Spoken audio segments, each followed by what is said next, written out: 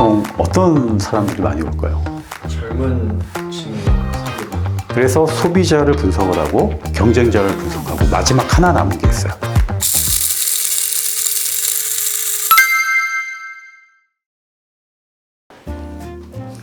안녕하세요. 에이플 프렌즈 웅 대표입니다. 오늘은 카페 창업 프로세스에 대해서 한번 설명을 드리려고 하는데, 아무래도 이제 카페 예비 창업자 분들께서 카페 창업을 준비할 때 어떤 순서대로 준비하면 되는지 많이들 궁금해 하시더라고요. 그래서 제가 오늘 간략하면서 명료하게 설명을 좀 드리려고 하는데, 저희 영상팀하고 같이 대화를 나누면서 진행하려고 합니다.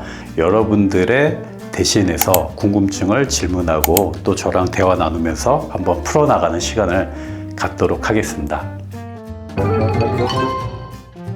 자, 그러면 예비 창업자분들이 이제 많이 궁금해 하시는 그런 부분들이, 어디서부터 어떻게 뭘 준비해야 될지 잘 모르겠어요, 이렇게 많이들 말씀하시더라고요.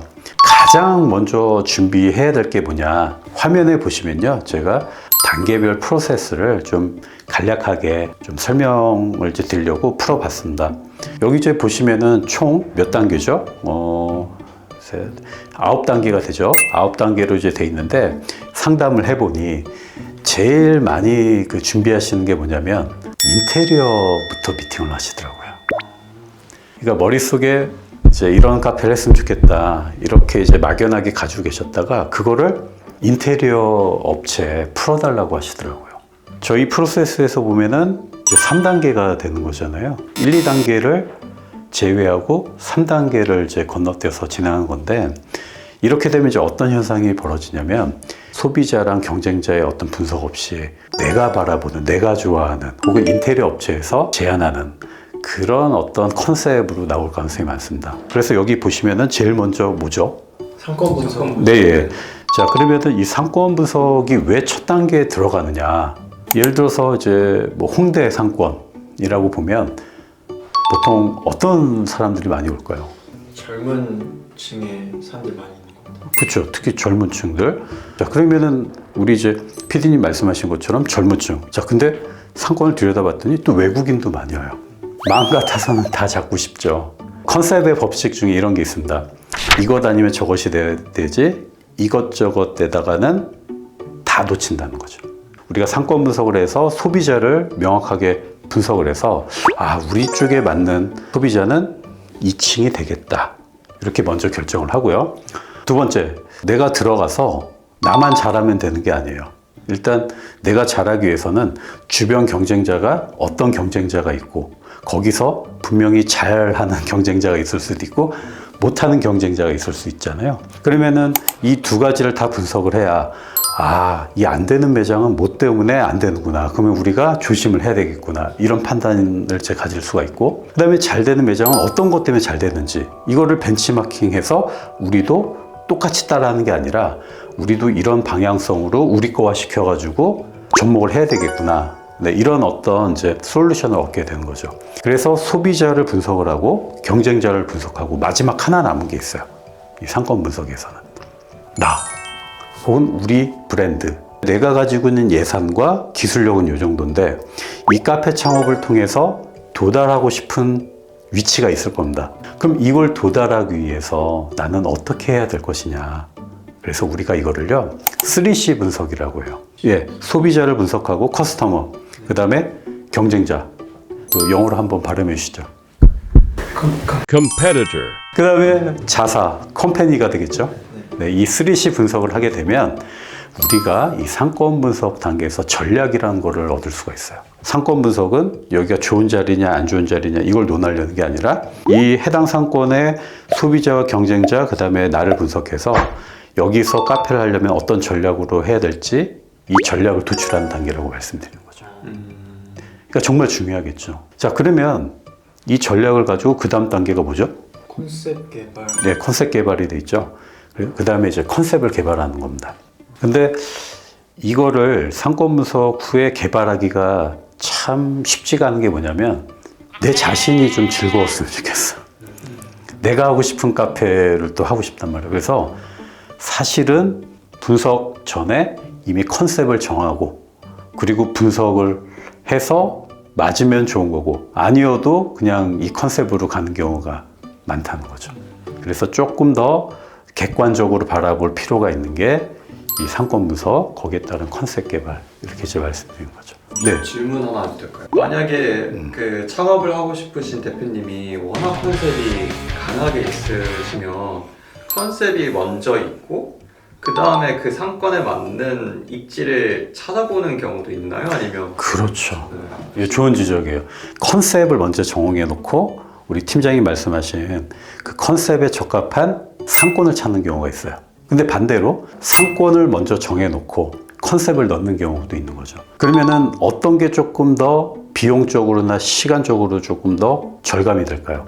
상권 분석이 앞에 있으면 훨씬 더 절감되죠. 그렇죠. 예를 들어서 컨셉이 있어요. 그 컨셉에 맞는 입지를 찾는다. 그러면 이거 다 분석해야 돼. 서울에 지금 우리가 위치한 강서구가 있고 마포구가 있고 될 수 있으면은 여러분들 개인 창업 같은 경우에는 입지를 먼저 찾고 분석을 하고 들어가도 되는 거죠. 자, 그래서 어쨌든 분석을 통해서 컨셉을 개발한다. 그러면 이 컨셉을 다시 한번 재정의를 내려야 돼요.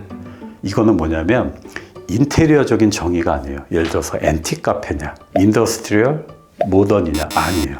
그러면은 메뉴적인 정의, 베이커리 카페, 그건 컨셉이 될 수 없다는 거죠. 이 컨셉이라는 건요, 차별화가 수반이 돼야 돼요. 자, 그러면 그런 측면에서 봤을 때 너 어떤 카페 해? 그랬더니 베이커리 카페 한대요.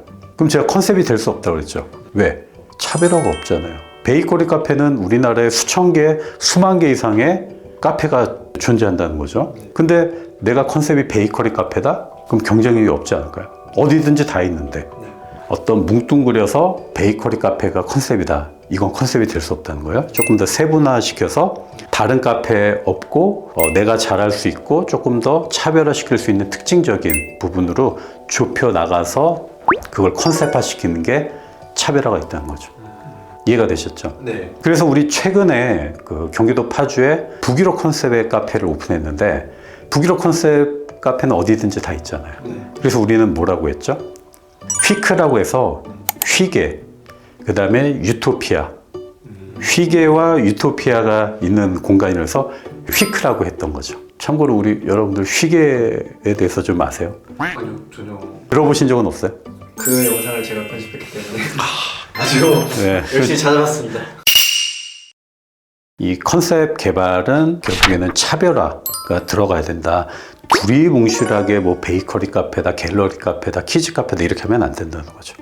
자, 그러면 이 컨셉 개발이 되면 그 다음에 이제 3단계로 가는 거예요. 구체적으로 가는 겁니다. 인테리어 미팅. 혹은 건축하신 분들은 건축 미팅이 되겠죠. 브랜드 컨셉만 나오면 건축이나 인테리어 컨셉이 나오고요.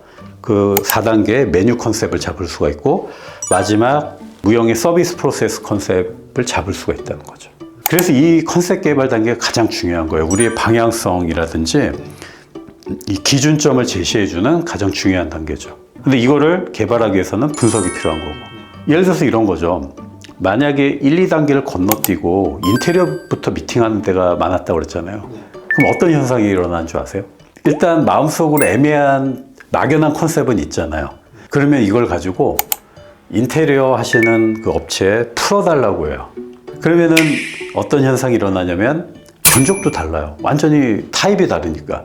근데 만약에 브랜드 컨셉이 나오잖아요. 그러면 그 컨셉에 맞는 인테리어 타입을 제안해 달라고 하면 A 업체든 B 업체든 C 업체든 이 컨셉에 맞는 인테리어 타입이 나오겠죠. 예를 들어서 아까 북유럽의 휘게 컨셉이 나왔어요. 그럼 어쨌든 이탈리아 컨셉은 안 나올 거잖아요. 북유럽 관련된 게 나오겠죠. 그러면은 그 북유럽의 인테리어를 A 업체는 다르게 해석하고 B 업체도 다르게 해석, C 업체도 또 다른 해석이 있을 수 있겠지만 굵은 범위에서는 변하지 않는다는 거. 그러면 소비자들은 두 가지만 판단하면 되겠죠. 디자인, 견적. 네. 그래서 이 브랜드 컨셉 개발이 중요하다. 전략적 메뉴 구조 체계 작업. 할 때마다 새로운 거를 도전할 수 있는. 그렇지, 그렇지. 뭐든지 다 시도해야 돼요. 마케팅은 오픈 직전에 하는 게 아니에요? 정말 비주얼적으로 뛰어난 카페 컨셉 맞게 서비스에 충실한